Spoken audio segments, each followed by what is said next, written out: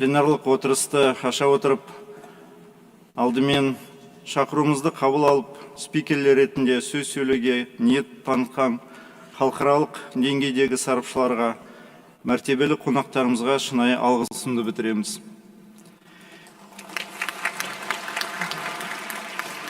Мемлекеттік қызметте адам ресурстарын дамытудағы оңтайлы әрі тиімді тәсілдерді талқылап, озық тәжірибемен алмасамыз. Бұл біздің бірлескен әріптестігіміздің кезекті қадамы болатынына сенімдеміз. Конференция жұмысына Қазақстан Республикасы мемлекеттік қызмет істері агенттігінің төрағасы Дархан Медеғалиұлы Жазықбай,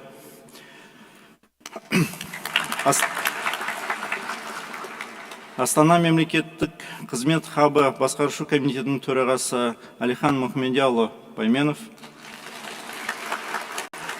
Біріккен ұлттар ұйымының даму бағдарламасы, мемлекеттік институттарға арналған гендерлік теңдік сыйлығы бағдарламасының жаһандық менеджері Анна Мария Ланда Угарте,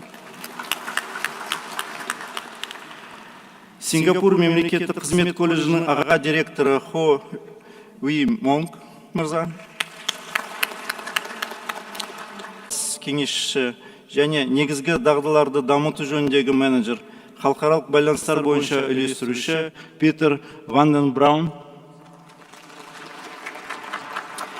Самұрық қазына акционерлік қоғамының корпоративтік басқару, әлеуметтік еңбек қатынастары және еңбекті қорғау жөніндегі басқарушы директоры Ғибрат Қайратұлы Ауғанов мырза.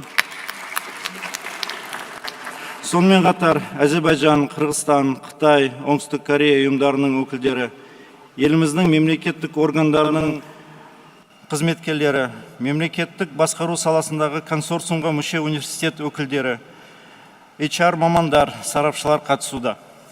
Конференцияның мақсаты мемлекеттік қызметті персоналды басқару саласында заманауи озық тәжірибемен алмасу, инновациялық шешімдерді пысықтау арқылы мемлекеттік басқару жүйесінде адам капиталын стратегиялық басқаруды, ұйымдық мәдениетті, адамға бағдарланған құндылықтарды дамытуға үлес қосу болып табылады. Құрметті қатысушылар, мемлекеттік қызмет істері агенттігі мемлекеттік қызметтің жаңа моделін қалыптастыру, ашық мемлекеттік аппарат құру, бюрократиядан арылту, меритократия, кадр саясатын жетілдіру, адал азамат қағидаттарын енгізу бойынша маңызды шараларды іске асырып келеді. Конференцияның пленарлық сессиясын ашу үшін сөз агенттік төрағасы Дархан Медеғалиұлы Жазықбай мырзаға беріледі.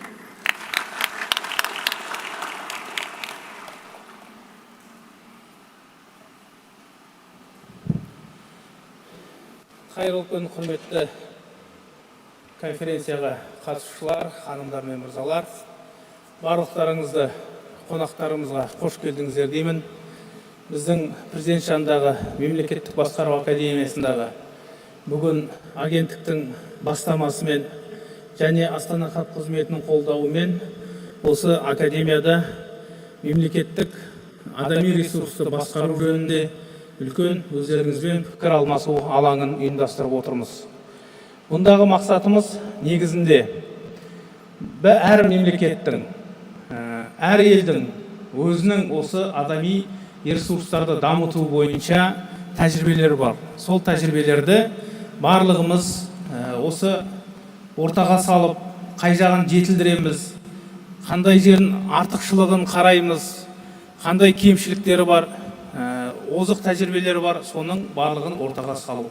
Қазіргі таңда адами ресурстармен жұмыс жасау, HR құралдары өте ауқымды. Оның игеру жолдары да әртүрлі. Мысалға алатын болсақ, SHL тест орталықтары бар. Олар өздерінің жұмыстарының бізге тәжірибе ретінде сұнады. Немесе ортамызда отырған Әзербайжан мемлекетінің өкілдері бар. Олардың тәуелсіздік алғаннан бері құрған үлкен тест орталықтары бар. Оның тестологтарының қазіргі кезде меңгерілгендері, олардың өзіндік тәжірибелері бар. Сол сияқты әрқайсымыздың өзіміздің жетілдіріп атқан осы HR құралдарын қазіргі заман талабына қалай пайдаланамыз. Себебі адам капиталы қай кезде де болса да әлемде бұл өзекті мәселе. Қай кезде де әр мемлекетке білікті, білімді, құзыреті мен қабілеті мықты мамандар қажет. Ол мамандар дайындайтын әрине сіздер мен біздер. Сондықтан да, құрметті әріптестер, бір күнгі біз осы халықаралық конференцияда, осы алаңда жиналып отырғанымыздың да себебі, біріншіден, біз осы адами капиталды қалай пайдаланамыз, оны қалай жолға қоямыз, қалай оны біз жетілдіреміз деген өздеріміздің ой пікірлерімізбен бөлісу. Қазіргі таңда біздің мемлекеттік қызмет істері агенттігінің алға қойып жасап жатқан жұмыстарының бары осы заманауи талаптарына сай. Біздің конференцияға сол мемлекеттік органдарда адами ресурстармен жұмыс жасайтын, оны басқаратын аппарат басшылары, сол департаменттің басшылары, немесе сол адами ресурстармен жұмыс жасайтын, оларға тәлім тәрбие беретін, оларға оқуды үйрететін, олардың біліктілігін арттыратын біздің мамандарымыз, ғалымдар, профессорлар қатысып отыр. Бұның барлығы деген біздің өз арамызда ой бөлісу, дүзу ой бөлісу. Бізге ешқашанда ешкімнің теріс пиғыл емес, адамзаттың бірін-біріне деген байланымы, бірін-біріне деген көзқарасы, қазіргі заманда, өзгермелі әлемде бізге керегі құзыреттілігі мен қабілеттілігі мықты мамандар. Олардың не себептен керек? Олар біздің мемлекетіміздің тәуелсіздігінің тұғыры болуына, мемлекетіміздің экономикасының дамуына, мемлекетіміздің әлеуметінің дамуына, халықтың бірлігінің, халықтың жақсы өмір сүруіне қажет. Сол себепті де, құрметті әріптестер, барлықтарыңыз өздеріңіздің білімдеріңізбен, біліктіліктеріңізді бүгін осы ортада саласыздар деп ойлаймын. Енді агенттік сонымен қатар көріп отырсыздар, біз заманауи талаптарына сай тікелей қызмет жүйесінің сыртқы порталын аштық. Ол не себептен? Ол мемлекеттік қызметтің ашықтығы. Мемлекет басшымыз Қасым-Жомарт Кемелұлы біздің алдымызға 2022 жылы маңызды міндеттер қойған болатын. Оның бірі ашықтық, меритократия қағидаларын қатаң сақтау, және де адамдарды құзыреттілігі мен қабілеттілігіне қарай тағайындау. Сол себепті де біз агенттік біраз жұмыстар жасадық. Оның біріншісі, біз қазіргі кезде сыртқы порталды ашып, мемлекеттің органдардың онлайн мемлекеттік қызметке қабылдай бастадық. Ол заман талабы. Біз оны іске асыруға міндеттіміз. Екіншіден, қазіргі кездегі HR ресурстардың жұмыс жасауы. Бізде қазір қызметтің порталының 24 модулі іске қосылды.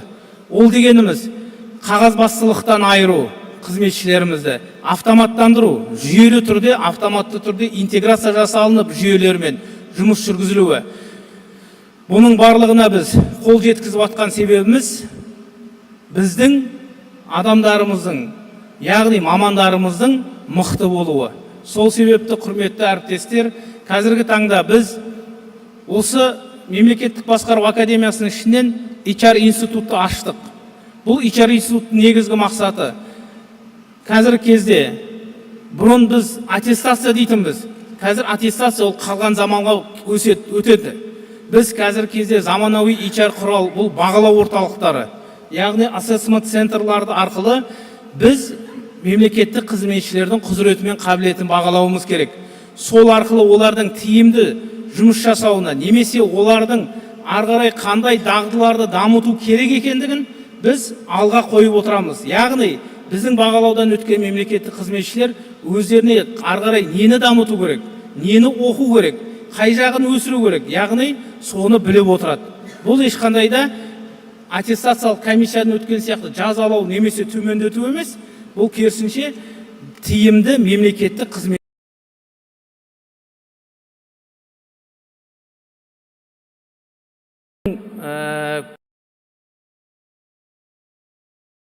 Тағы осындағы біздің барлығымыздың бір міндетіміз бұл тәрбие. Яғни біздің ұлы Әл-Фараби бабамыздың сөзі бар. Тәрбиесіз берілген білім адамзаттың қас жауы дейді. Кез келген нәрседе заңдылықты да, тәртіпті де сақтай алуымыз керек. Сол себептен де, құрметті әріптестер, ол білген дұрыс, білімді болған дұрыс, бірақ ар жағында негізі мен тәрбиесі болу керек. Сонда екі зат ұштасқан кезде оның біліктілігі де, құзыреттілігі де арта түседі деп ойлаймын. Құрметті әріптестер, енді барлықтарыңызға осы алаңда осы жерде жақсы ой пікірлермен бөліседі деп мен сенем. Конференция жұмысына табыс тілеймін.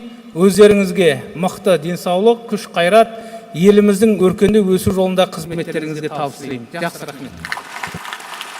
Рахмет, Дархан Медеғалиұлы. Бүгінгі конференциямыздың тең ұйымдастырушыларының бірі Астана мемлекеттік қызмет хабы. Астаналық хаб мемлекеттік басқару жүйесін дамыту үдерісінде елеулі сараптамалық қолдау көрсетіп, ғылыми жобаларды, маңызды зерттеулерді іске асыруда. Алғы сөз хаб төрағасы Әлихан Мұхамедияұлы Байменовке беріледі.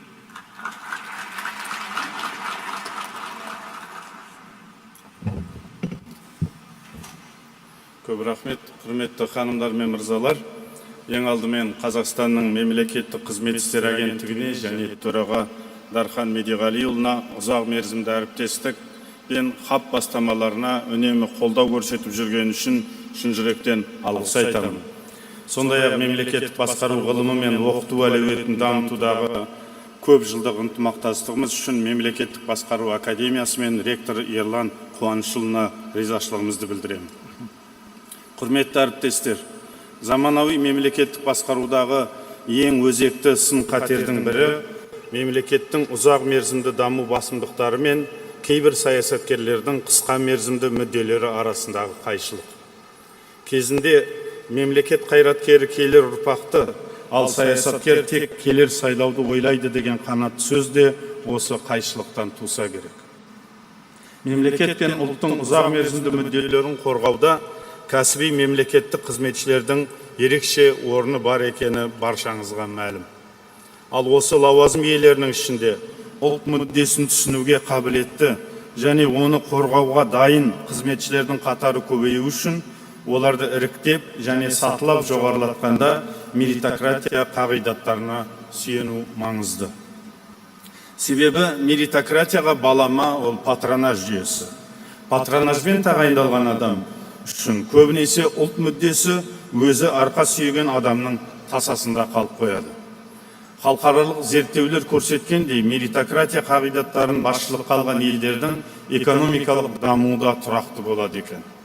Сондықтан да меритократия қағидаттарын толыққанды жүзеге асырып, қажет кезінде қорғау мемлекеттік басқару тиімділігінің алғы шарттарының бірі. Ал енді осы қағидат қалай жүзеге асырылуы мүмкін? 20 миллион халықтың ішінде нақты лауазымға кім лайықты екенін қалай анықтаймыз?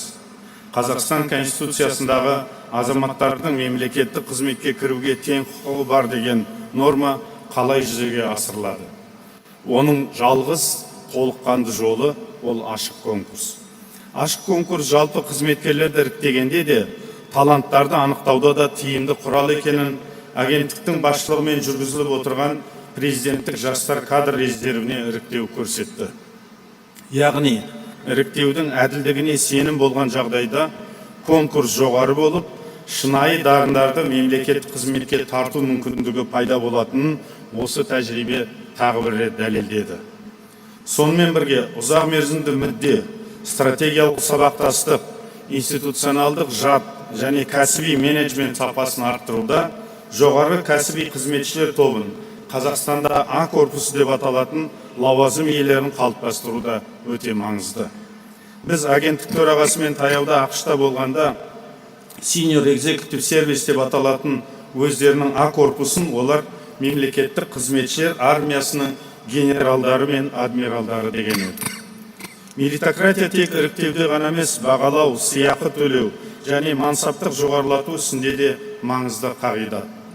Бұл жерде бір айта кететін жайт, бағалау жүйесінің әділдігіне қол жеткізгенде ғана оны мемлекеттік қызметшінің тағдырына әсер етуіне жол беруге болады. Екінші жағынан жалақы жүйесіне бағалаудың әсері ұдайы зерттеуді қажет етеді. Нәтижеге негізделген еңбек ақыны белгілеуге сақтықпен қараған жөн. Халықаралық сарапшылар жалақының 20-30% ғана бағалауға байланысты болу керек деп есептейді. Іріктеу мен бағалауда меритократия қағидаттарын жүзеге асыру ісінде жаңа технологиялар да маңызды. Бұл тұрғыда Қазақстанда агенттіктің басшылығымен соңғы кезде біраз игі бастамалар жүзеге асып жатқанына куәміз. Жаңа технологиялар сыбайлас жемқорлықтың алдын алуда да тиімді құрал бола алады.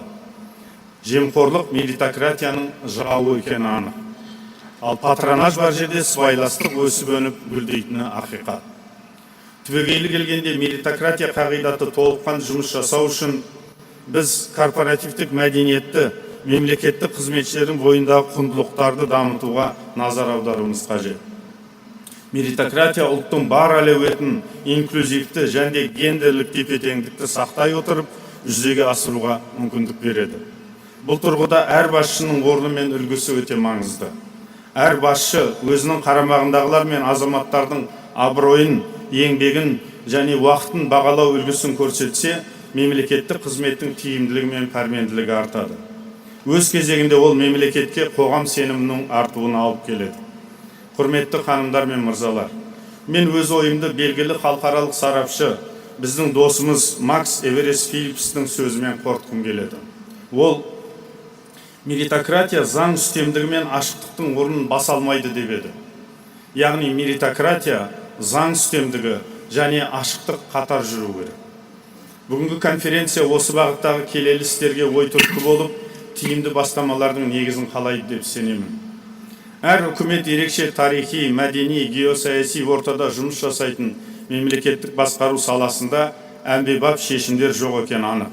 Дегенмен осындай басқосуларда тәжірибе мен білім алмасу арқылы әр үкімет өзіне керек, өз жағдайына лайықты шешімдерді таңдай алады. Осы мүмкіндікті пайдалана отырып, мен біздің шақыруымызды қабыл алып, өз тәжірибелерімен бөлісуге келген қонақтарымызға Біріккен ұлттар ұйымы даму бағдарламасының жаһандық менеджері Анна Ланда Угарте ханымға, Бельгияның федералды мемлекеттік қызметінің өкілдері Питер Ван ден Брюне мырзаға және Мелани Рекур ханымға алғысымды білдіремін. Құрметті әріптестер, бір жағынан құбылмалы да бұлыңғыр, екінші жағынан жаңа технологиялар мен жасанды интеллект зор мүмкіндіктер туғызған заманда мемлекеттік қызметтің маңызы артуда. Баршаңызды келе жатқан мемлекеттік қызметші күнімен құттықтай отырып, мемлекеттер мен адамзаттың тұрақты даму жолындағы сауапты да жауапты істеріңізге табыс тілеймін. Көп рахмет. Көп рахмет. Көп рахмет, Әлихан Мұхамедиұлы. Адам ресурстарын басқарудағы меритократия, дәлелге негізделген тәсілдер атты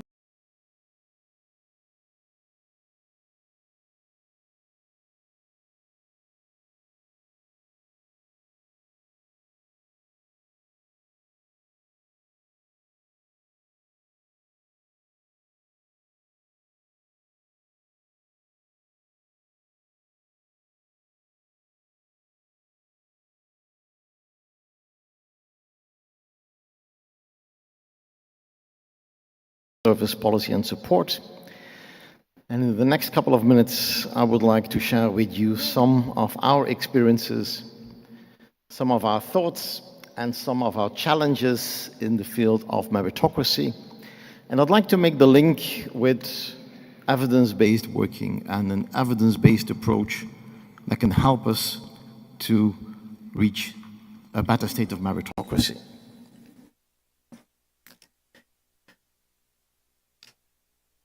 Let me try to move. Yeah. Just imagine that you're taking a flight, I don't know where, it can be a domestic flight to Almaty, like I did last night, or to anywhere else. And just imagine that this is your pilot. And just before leaving off, the pilot looks at you, and you find out that actually she's been appointed as the pilot captain.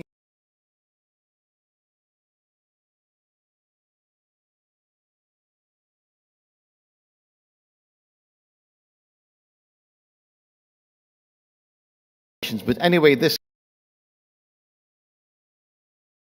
Just imagine that you need an operation, you go to hospital, and the surgeon who's there happens to be there Well, maybe because he's the son-in-law of the director of the hospital, and not because he's the best surgeon available.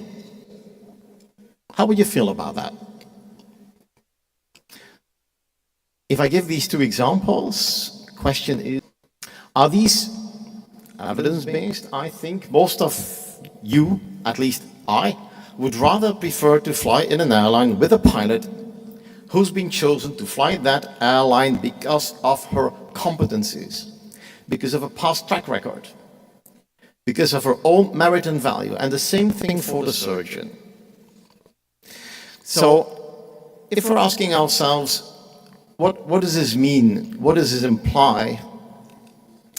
Actually, let's not forget, and we're talking a lot about meritocracy, just to make sure that we understand the same thing, and I'm pretty sure that in Kazakhstan, as in Belgium, as in Spain, as in many other countries, we're pretty much aware of the fact that meritocracy means basically having a system or organization in which people are chosen, moved into positions, promoted, selected, whatever, based on criteria of success, but only based on their abilities, their merit, and not because of some power influence that they're using. That is meritocracy, based on the principles of their demonstrated abilities and their merit.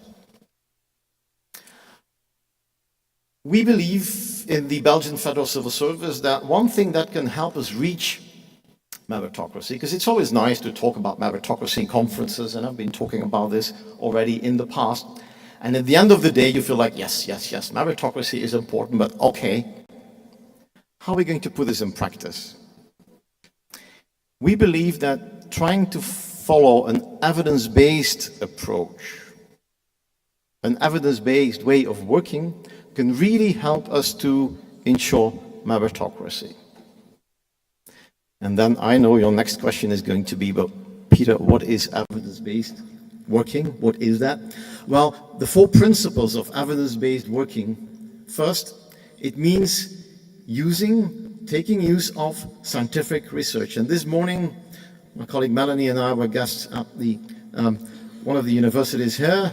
We've been talking a lot about scientific research there, but yes, scientific research, scientific evidence, working together with the scientific world. Even if we work in ministries and the public service, that is something that will help us to make our things more objective, more neutral, more scientifically rooted. Second, using available data and figures. Not just basing our decisions, whether we're talking about recruitment or promotion or whatever next career steps, just on some kind of gut feeling, like I feel like, I know she's like this, because I know her. No, based on data, facts, and figures that you get from your organization. Could be results of some appraisal interviews, could be past track records, could be the results of KPIs, key performance indicators that you're using in your organization. Third thing, professional experience from practitioners. We're all here, I guess we're all here, because one way or another we're in the field of HR. Our own experience in the field of HR can help us to make decisions.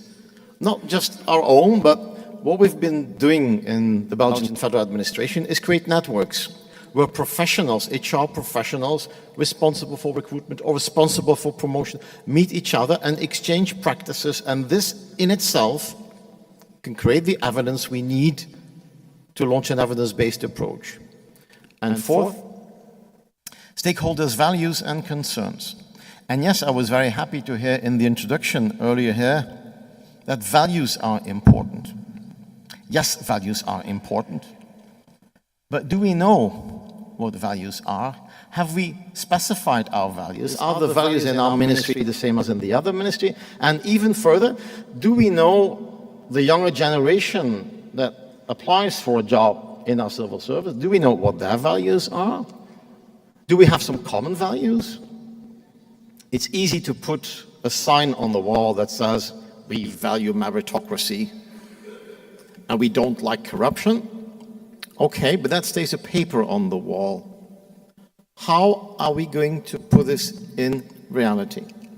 So what we're trying to do within the Belgian Federal Civil Service is try to assess, try to base any kind of HR decision as much as possible on a combination of these four factors, these four dimensions. Looking at, okay, what does the scientific research say? What are our own data, facts and figures? What do our own experts say? And what about our values? What is really important? We apply this in the different steps of the HR path. From the moment a new recruit enters the Belgian Civil Service, through competency, talent development and learning, through performance evaluation, appraisal interviews, going on with promotion, career management until the moment the person leaves the civil service. Look at your careers in the civil service as a kind of path with different steps along the way. Let's try to work in an evidence-based way along these different paths. Practical example, number one, evidence-based recruitment and selection.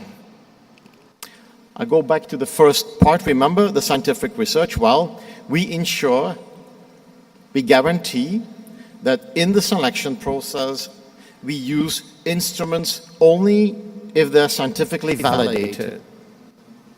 When we interview candidates, until the last moment, we're using scientifically approved interviewing techniques. A long time ago, when I started my career in the civil service, I remember candidates being interviewed by 3-4 managers around the table, and the managers were looking at the CV, and they asked all kinds of silly questions.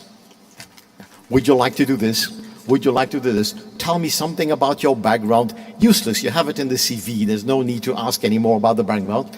We follow STAR methodology, for instance, now. STAR, saying, in what situation have you been? What was your task? What were your actions? What were the results?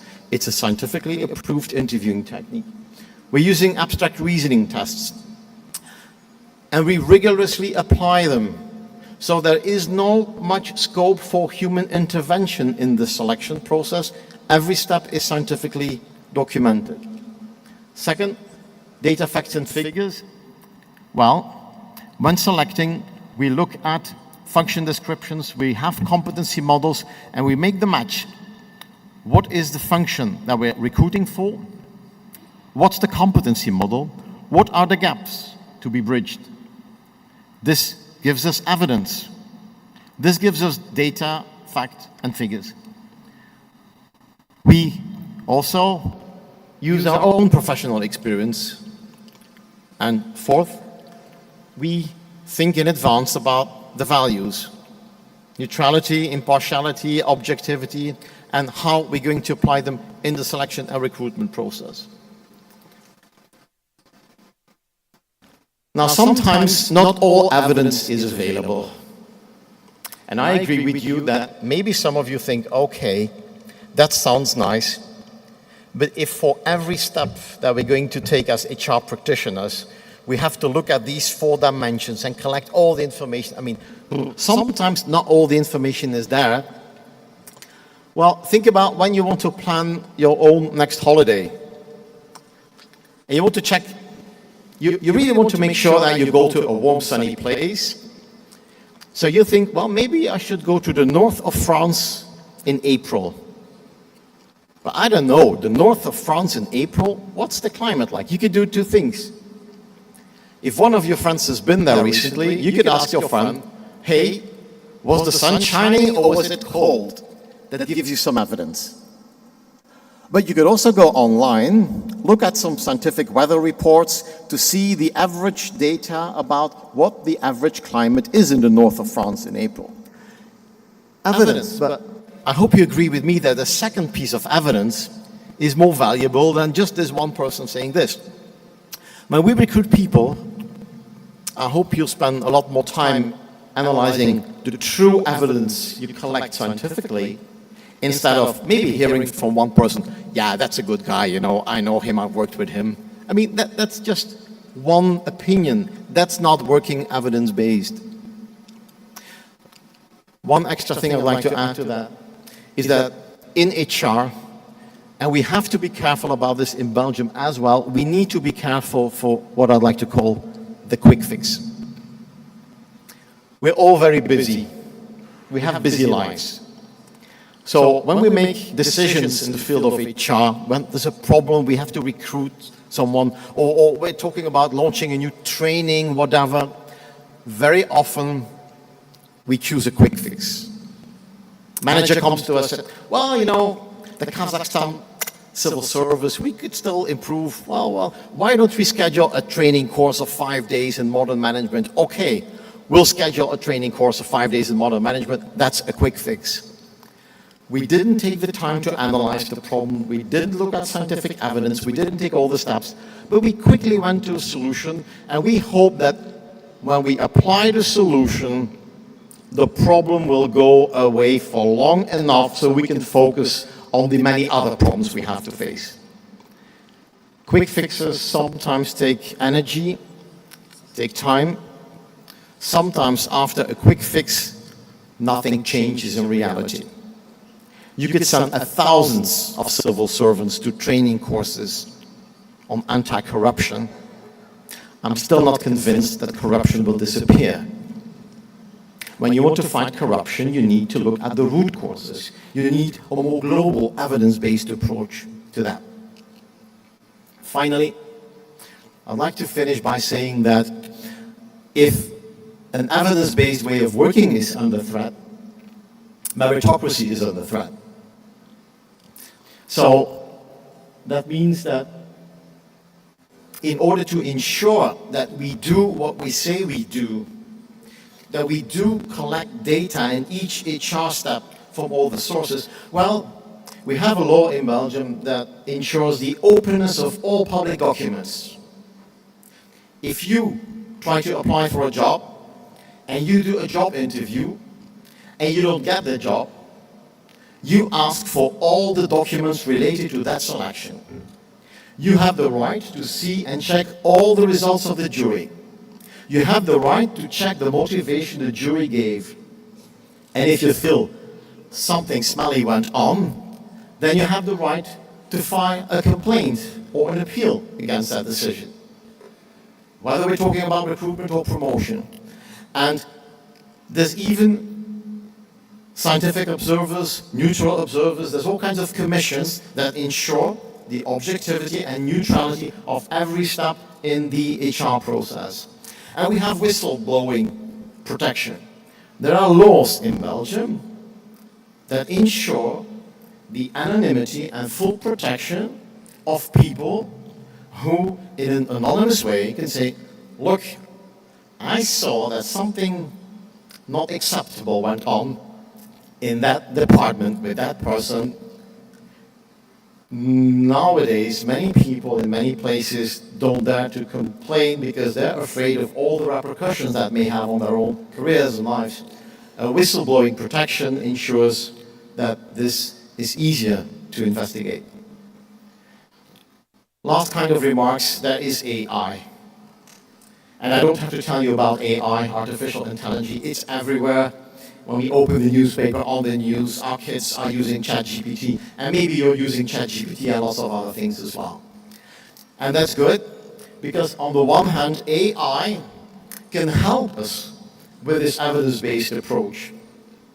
In the field of learning and selection, AI systems can completely ensure that there is no human intervention in selecting which CVs will be selected for a final round of interviews. But, and there's a big but, AI systems only rely on pattern recognition. And pattern recognition means AI systems recognize what kind of data that have been inputted in the system. So that means that we have to be aware as HR professionals that if we put into an AI system CVs for managerial positions of those who are currently in place, and they tend to be 55 plus, white, male, and I'm looking at my Spanish colleague because she made a comment on this afterwards as well, then this is what the AI system may generate afterwards. So we have to watch out for biases there. And we can actually do the same thing in the field of recruitment and selection for training purposes there as well. You can use learning experience platforms that generate learning content and help people learn, develop their talents in an evidence-based way. Are we ready for the future? Well, the future is there already. What I'd like you to remember is that evidence-based working, using these 4 different dimensions and the different HR steps, is a good way to increase meritocracy. AI can help us in that, and AI is developing so fast that tomorrow's solutions will be different from today's solutions. And AI can therefore also play a role in ensuring meritocracy. Thank you so much for your attention.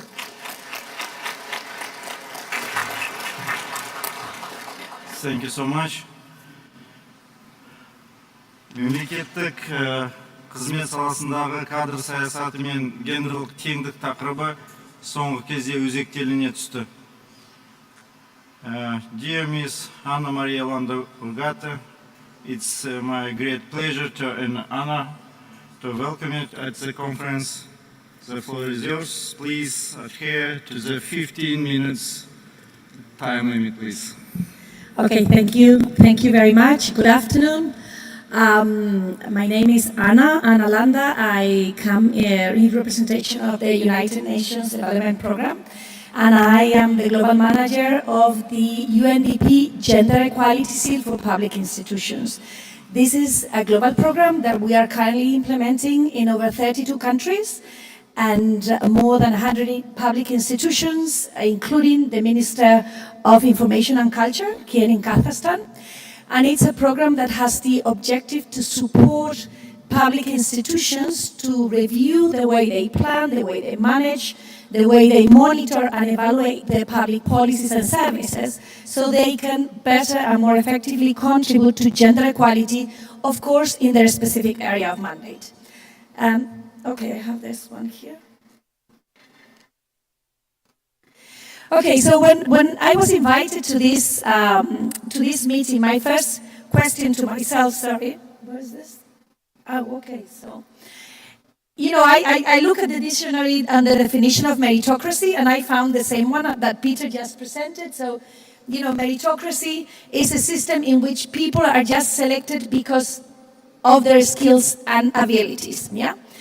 And I asked myself, is it realistic? I mean, is meritocracy a possibility, an actual possibility? The second question is it desirable? Yeah, so what are the merits that we need? And is it measurable? So how can we measure it? So today, I wanna discuss with you the need to complement this definition with gender equality. Yeah, so what we propose as UNDP is meritocracy as a social system, an organization in which women and men get success or power because of their merits, disregarding that they are men or women, disregarding the gender values and the cultural values of a society. And whenever we talk about this with public officers, in many cases, they say, but we are a tax authority, for example. Why do we have to work on gender equality? So our first response, of course, we are in UN, is because your institution or your country is signature of Agenda 2030, is signature of CEDAW, is signature of the Beijing Action of Platform, which are all human rights instruments that request countries to really address the gender gaps. So it's an obligation. Of course, it is the right thing to do. We have within the Agenda for Sustainable Development a specific goal that sets a roadmap for all countries to really address the gender gaps that we all have. But it is also good business because gender equality makes money.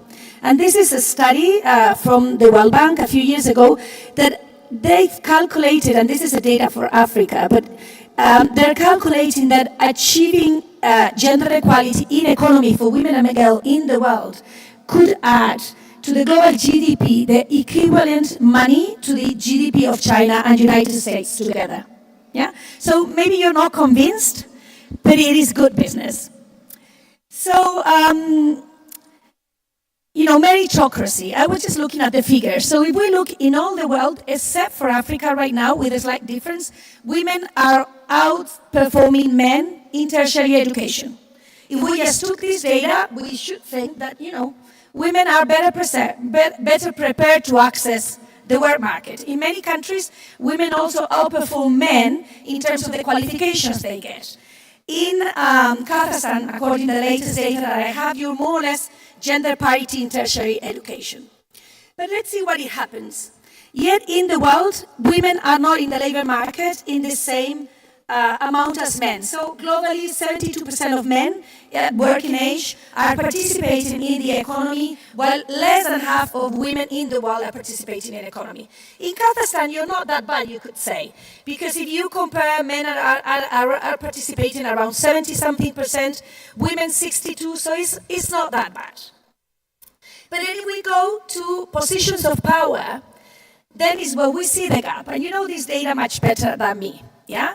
There's a lot of women working in the private sector, in the public sector in the country. When it comes to the positions of power, women start to decrease. Yeah? And there's some data about participation in politics, but participation also in public administration, where women are the majority. When you look at the top positions, women are much less. And there's always the issue about the gender pay gap. Yeah? So generally in Kazakhstan, and this is data from the Statistics Bureau, women are getting paid around 22% less than men for the same job. And I think this is, it's important, and I like what Peter just said. We need to go to the root causes. So what is the reason of that?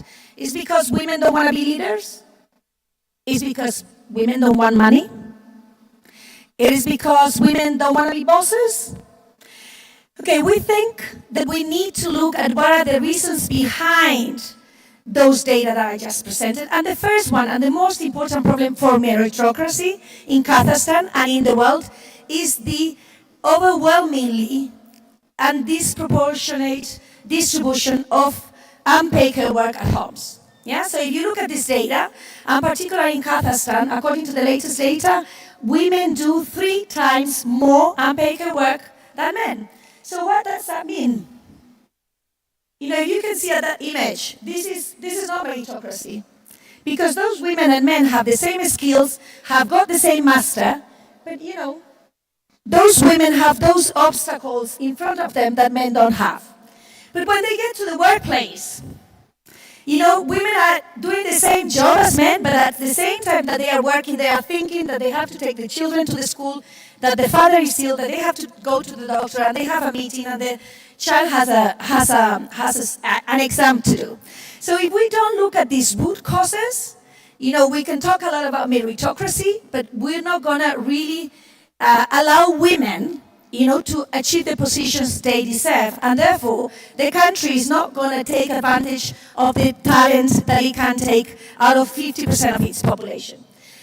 Second, a very important issue. We all want to feel safe in our workplaces. We want to feel safe so we can really express ourselves. But there's a big issue in the labor market, in the workplace, and that is sexual harassment.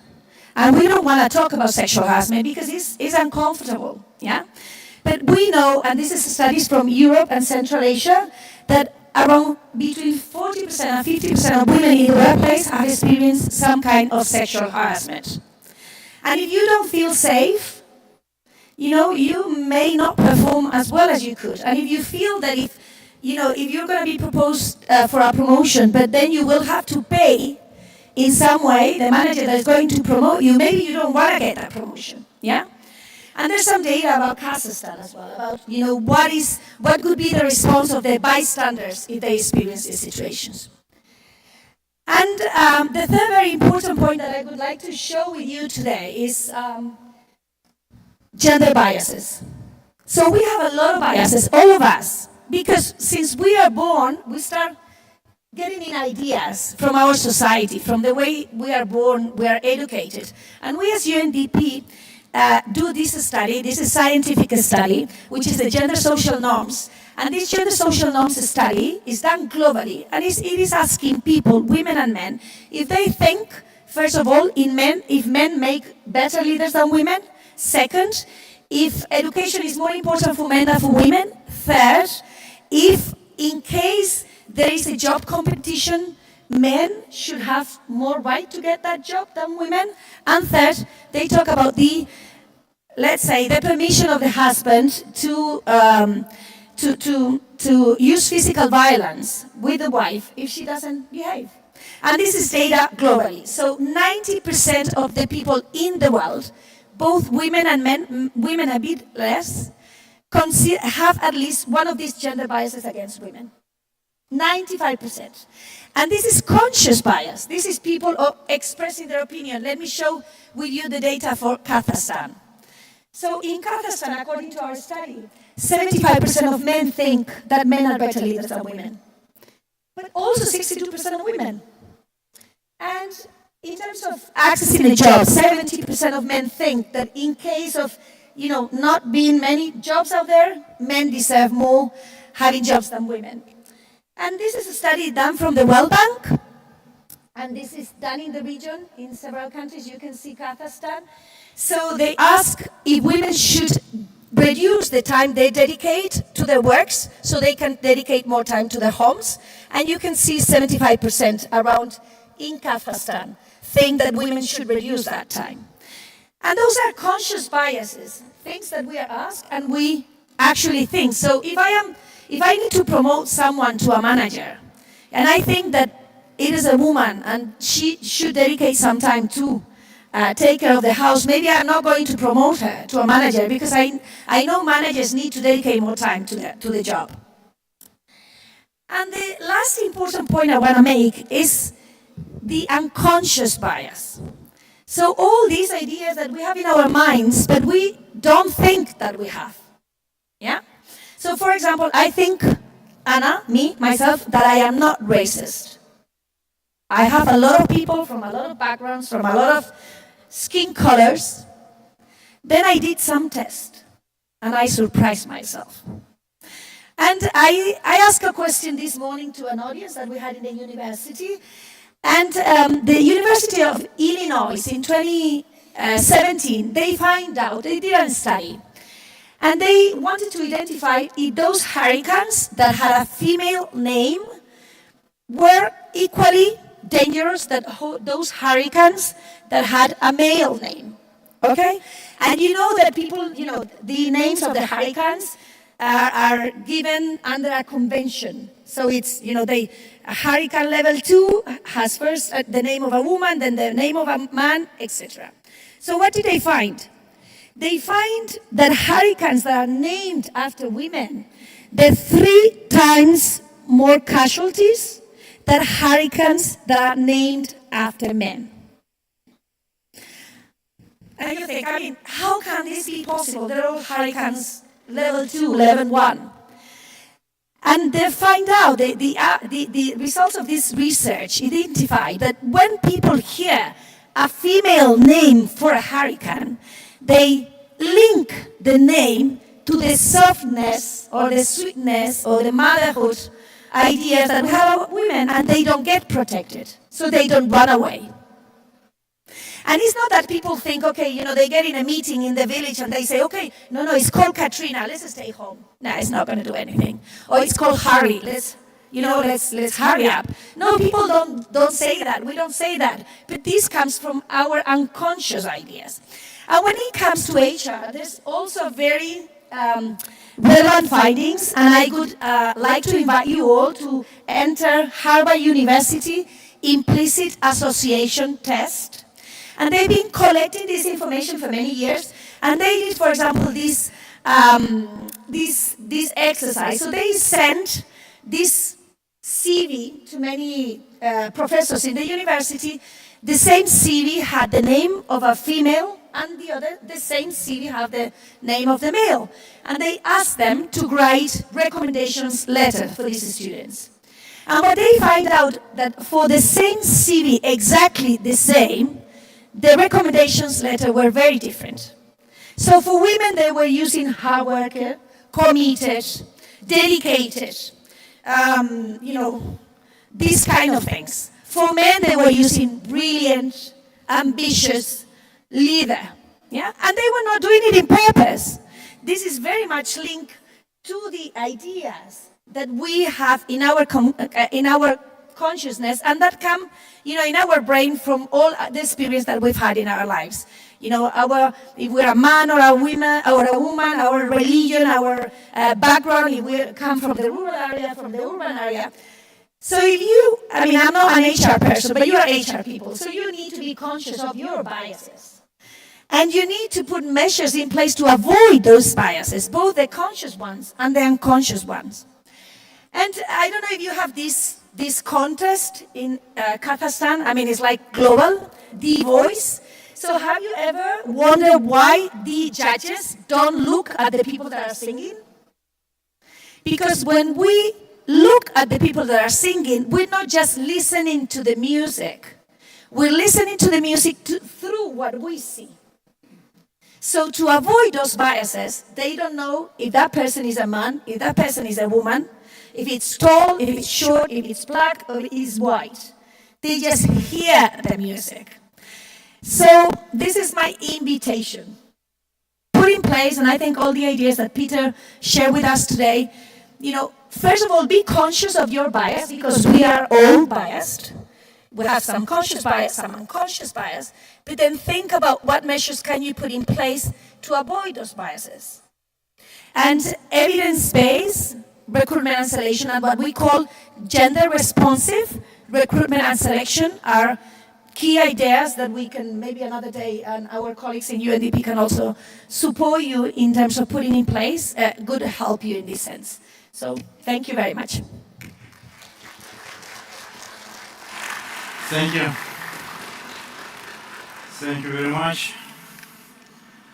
Құрметті әріптестер, Самұрық Қазына акционерлік қоғамы жаңа кадр саясатын енгізіп, инклюзивтілік және ашықтық деңгейін арттырып келеді.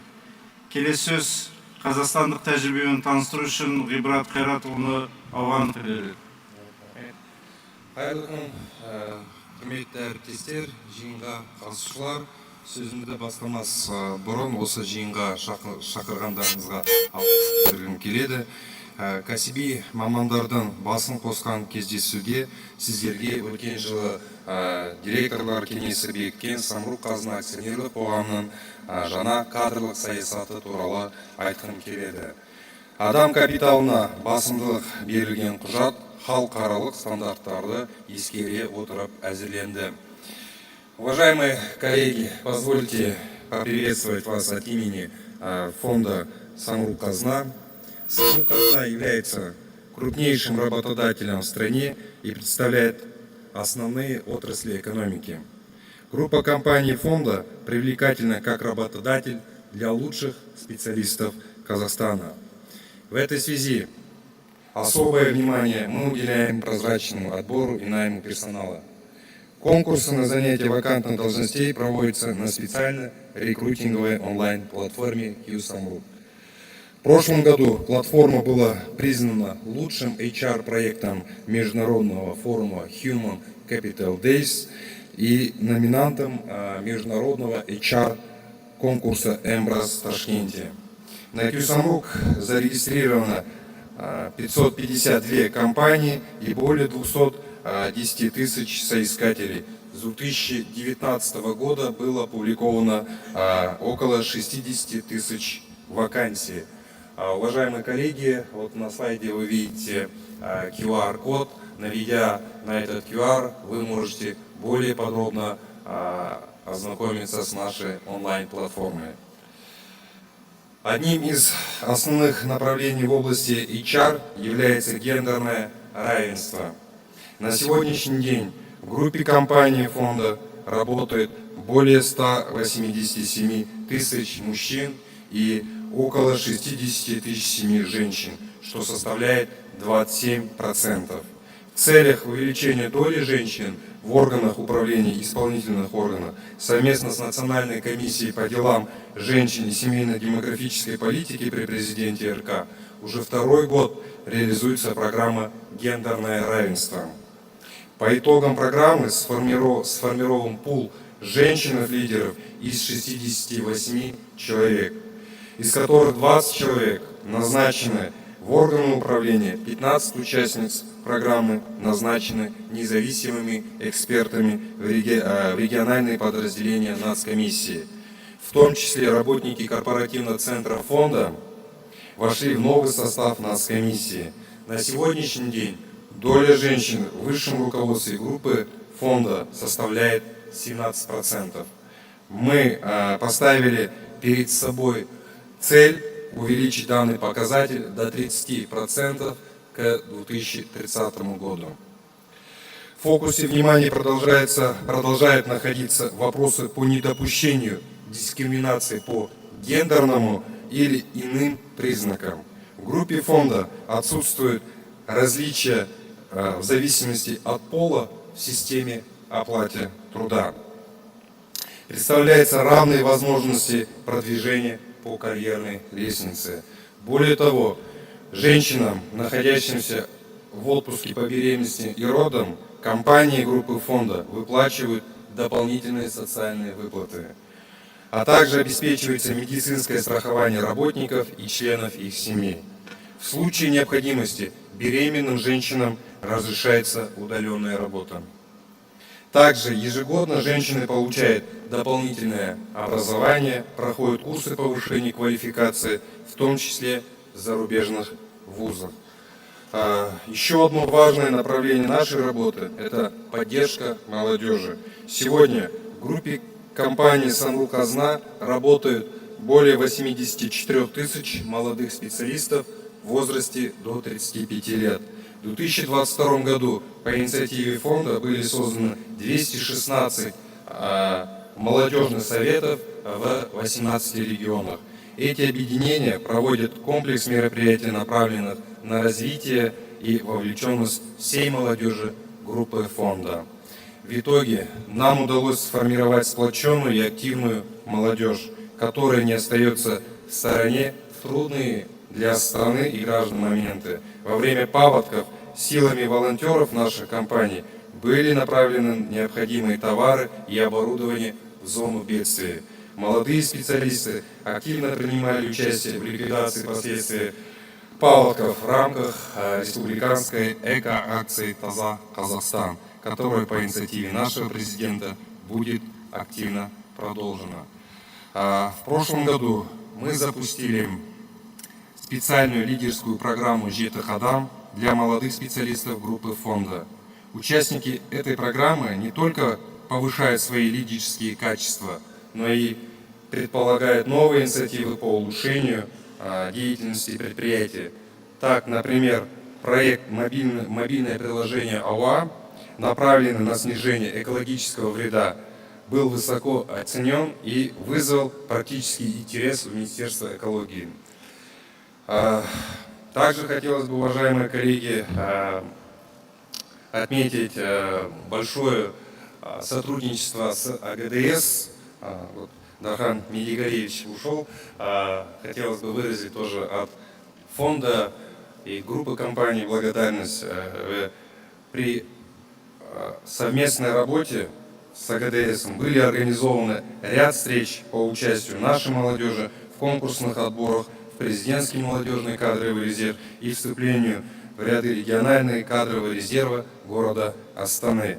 На сегодняшний день в группе компании «Самру-Казна» трудовую деятельность осуществляет 38 резервистов ПМКР, включая меня. Здесь хотелось бы отметить, коллеги, что это в действительности открытый, прозрачный, в целом проект открытый, прозрачный, и он действительно есть в нем принцип меритократия и социальный лифт для молодых специалистов. Помимо этого, на протяжении последних 3 лет мы совместно с Академией госслужбы организовали гостевые лекции руководителей фонда с магистрантами, провели ряд встреч по обмену опытом между государственными органами и квазигоссектором. В Самрук бизнес-академии организованы семинары для представителей государственных органов на базе службы центральных коммуникаций при президенте РК и Назарбаев университета. Мы являемся надежными стратегическими партнерами и продолжаем наше плодотворное сотрудничество. Понимая свою социальную ответственность перед обществом, фонд совместно ПРООН начинает реализацию проекта, в рамках которого наши предприятия примут на стажировку более 300 молодых людей из социально уязвимых категорий населения. Это Мангистауской и Кызылординской областей. Также в сотрудничестве с ПРООН будут запущены программы по внедрению системного подхода к реализации гендерной политики и правам человека в группе компаний фонда. В целях укрепления нашего сотрудничества мы сегодня планируем подписать меморандумы о сотрудничестве с Академией государственного управления при президенте РК и ПРООН. Вначале также хотелось бы, уважаемые коллеги, отметить здесь, что в начале года в рамках проводимой работы фондом работы в области инклюзии председателем Самрук Казна Нурланом Жакуповым было поручено портфельным компаниям рассмотреть трудоустройство лиц с инвалидностью.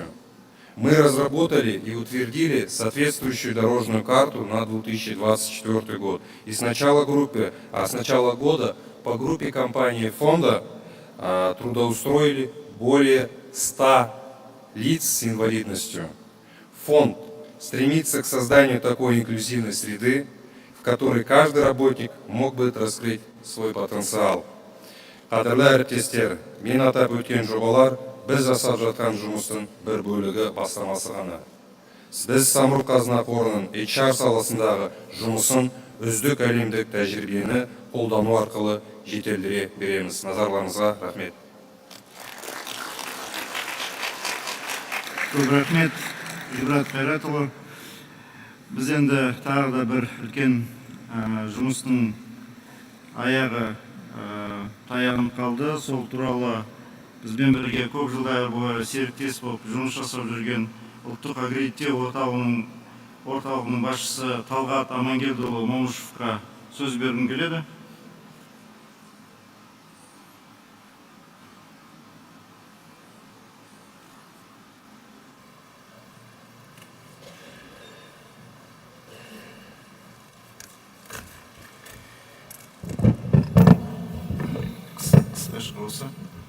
Құрметті конференция қатысушылар, рад приветствовать участников и организаторов международной конференции.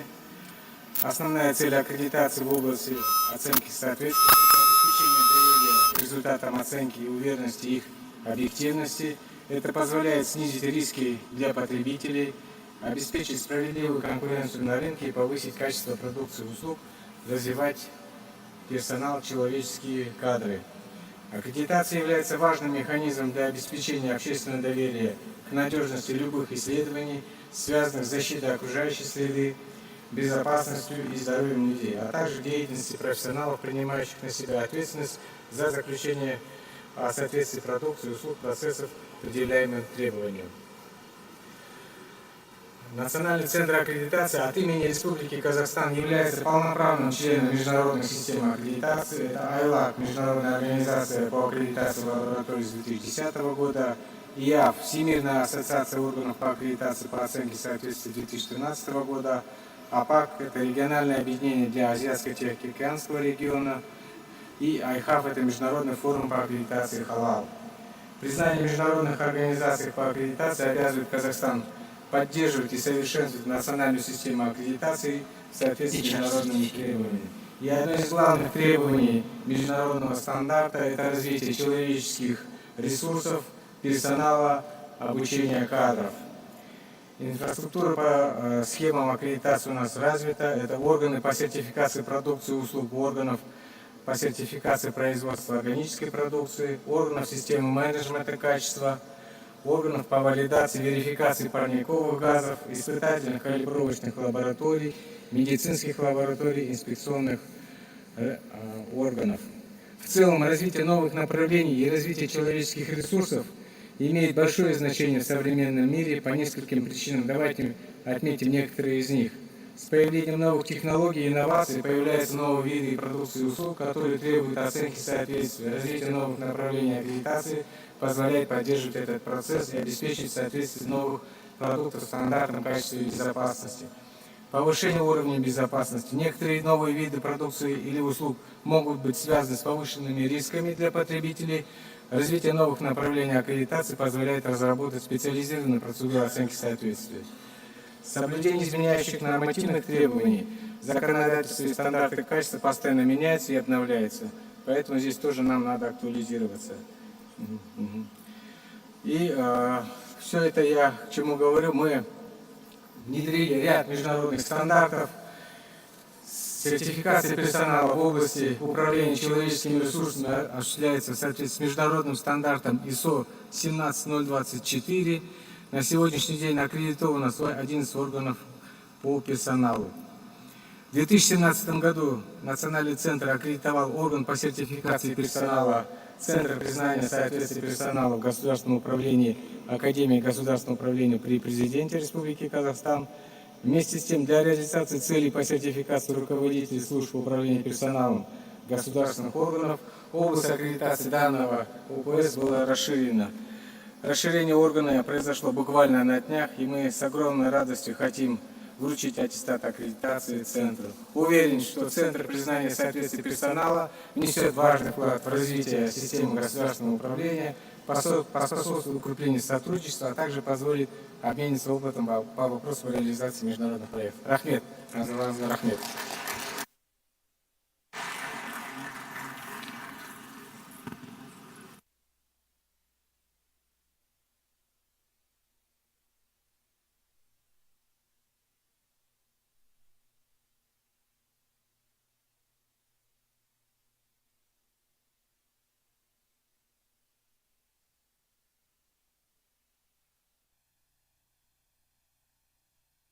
Рахмет, бізге жалпы агенттіктің жоспары бойынша және агенттік төрағасының бұйрығы бойынша 1 қаңтардан бастап, келесі жылдың 1 қаңтарынан бастап персоналдарды басқару қызметтерінің мемлекеттік қызметшілері міндетті түрде арнайы сертификаттаудан өту керек деп мақсат қойылған. Оны ашып берсеңіз. Қосымша қосып кетейін, не үшін деп атқан шығар мұнда. Құрметті әріптестер, мұнда бізде персоналды басқару департаментінің басшылары, адами ресурстармен жұмыс жасайтын мамандарымыз отыр ғой. Біз енді алдағы уақытта өздеріңізге агенттіктің саясатын нақты, ашық түрде жүргізіп келе жатырмыз. Өздеріңіз көріп біліп отырсыздар. Бұл дегеніміз тек қана мен шешемін деген сұрақ болмау керек кадрда. Кадрда кәдімгідей конституциямызға сәйкес, конкурстық жүйеде және қазіргі таңдағы, қазіргі заман талабына сай HR құралдар арқылы адамдарды таңдау және оны бағалау білуіміз керек. Бұл деген құзыреті мен қабілеттілігіне байланысты. Сондықтан да ендігі алдағы уақытта 25 жылдан бастап мынау менің жақсы адам екен, көзі әдемі екен, түрі әдемі екен демейді. Қолында сертификаты бар, HR құралдармен жұмыс жасай алатын, білікті, білімді мамандарды ғана тағайындайтын болады HR департаментіне. Сондықтан да біз бұны кіргізіп отырмыз, алдағы уақытта бұны біз жүзеге асырамыз. Құрметті әріптестер, сондықтан мынау академия оқыту бойынша алған сертификаттарыңыз құтты болсын, табысты болсын. Рахмет. Дархан Мегерович атап өтіп кетейін, біз Қазақстанда жалғыз аккредиттеу орталығы болғамыз. Жобалық менеджмент бойынша енді тура сондай жалғыз осы адами ресурстарды сертификаттау бойынша, HR мамандарды сертификаттау бойынша бірден-бір орын болып отырмыз. Сіздің тапсырмаңыз орындалды, енді екінші жағы сапалы оны жүргізу болып тұр. Рахмет. Құрметті әріптестер, бір жыл бұрын мемлекет басшысы Қазақстан Халқы Ассамблеясының сессиясына сөйлеген сөзінде саяси шешімдерді әзірлеу және іске асыру кезеңдерінде мемлекеттік басқарудағы ғылыми мазмұнның маңыздылығын атап өткен болатын. Агенттік тарапынан клиентке бағдарланған сервистік мемлекеттік аппаратты қалыптастыру аясында мемлекеттік сектордағы персоналды басқарудағы HR стратегиясын іске асыру бойынша бір қатар бастамалардың кезең-кезеңмен іске асырып келеді. Мемлекет басшысының мемлекеттік қызметті дамыту жөніндегі тапсырмаларын іске асыру практикасын ғылыми теориялық сүйемелдеу аясында академия мемлекеттік қызмет істері агенттігімен тығыз жұмыс жасап, Қазақстан Республикасы мемлекеттік қызметтің қазіргі заманғы моделіндегі стратегиялық HR атты ұжымдық монографиясын дайындап шығарды. Осы монографияның қазір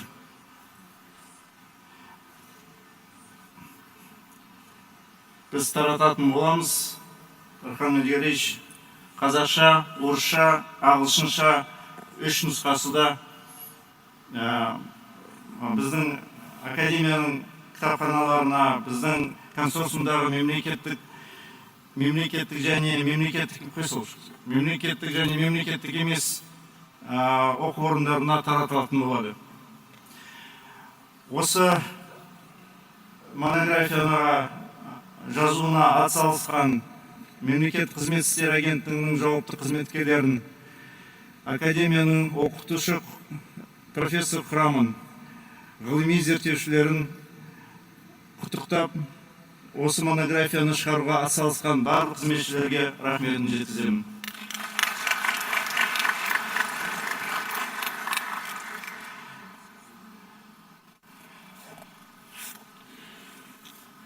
Құрметті конференция қонақтары мен қатысушылары, бүгінгі конференцияда Қазақстандағы қазіргі мемлекеттік басқарудың бірқатар маңызды HR мәселелері кеңінен талқыланды деп сенімдемін. Әртүрлі елдерден HR саласындағы тәжірибелі өкілдерінің, шетелдік сарапшылардың ой пікірін тыңдадық. Алдағы кезеңде мемлекеттік аппаратты кәсібилендіру, мемлекеттік қызметшілердің рухани адамгершілік тұрғысынан қалыптастыру мақсатында құндылықтар жүйесін жетілдіру, мемлекеттік органдарда басқарудың жаңа ұйымдық мәдениетті дамыту жөнінде жұмыстар өз жалғасын табады. Баяндамашыларға мазмұнды баяндамалары мен құнды пікірлер үшін алғыс айтамыз. Конференцияның қорытындылары алдымызда тұрған ауқымды міндеттердің оңтайлы шешімдерін әзірлеуге ықпал ететініне сенімдеміз. Осымен пленарлық отырысты жабық деп жариялап, барлықтарыңызға болашақта табысты жұмыс пен сәттілік тілейміз.